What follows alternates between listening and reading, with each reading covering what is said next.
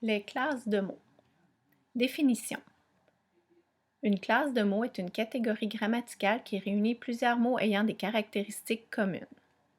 Il existe deux grandes classes de mots. Premièrement, la classe des mots variables. Les mots variables sont tous les mots qui peuvent varier selon le genre, c'est-à-dire masculin-féminin, le nombre, singulier-pluriel, et le temps, présent, passé, futur. Deuxièmement, la classe des mots invariables. Les mots invariables sont tous les mots qui ne s'accordent pas. Ils s'écrivent toujours de la même manière. Premièrement, nous allons regarder la classe des mots variables. Dans la classe des mots variables, on retrouve 5 sous-catégories de mots.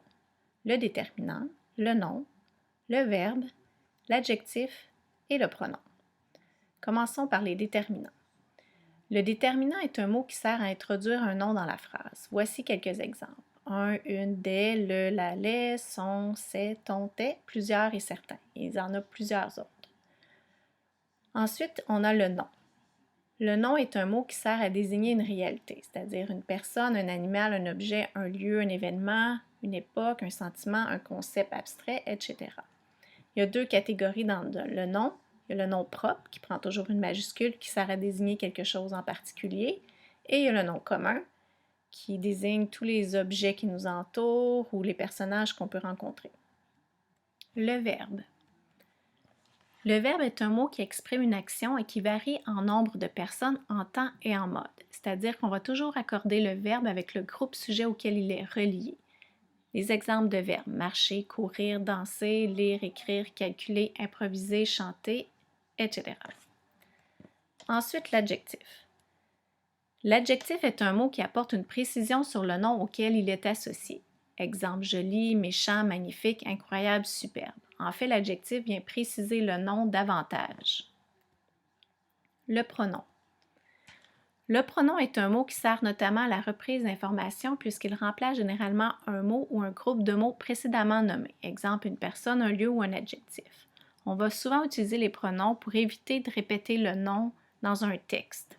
Des exemples de pronoms: le je, tu, il, nous, vous, elle, moi, ceux-ci, la nôtre, et bien sûr, il y en a plusieurs autres.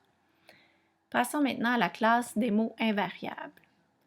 Dans la classe des mots invariables, on retrouve 3 sous-catégories de mots: l'adverbe, la préposition et la conjonction. L'adverbe.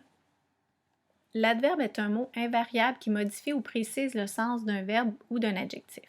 L'adverbe peut être effacé de la phrase et celle-ci demeurera grammaticalement correcte. Exemple: il marche lentement vers son bureau. Si on enlève l'adverbe lentement, la phrase demeure grammaticalement correcte. Il marche vers son bureau. La préposition. La préposition est un mot de liaison. Dans bien des cas, elle sert à introduire un complément. Contrairement à l'adverbe, la préposition ne peut pas être effacée de la phrase. Voici une liste des propositions les plus utilisées: sur, à, de, sans, sous, pour, etc. Ensuite, la conjonction.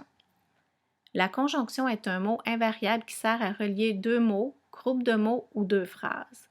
Les conjonctions les plus utilisées sont mais, ou, et, donc, or, ni, car.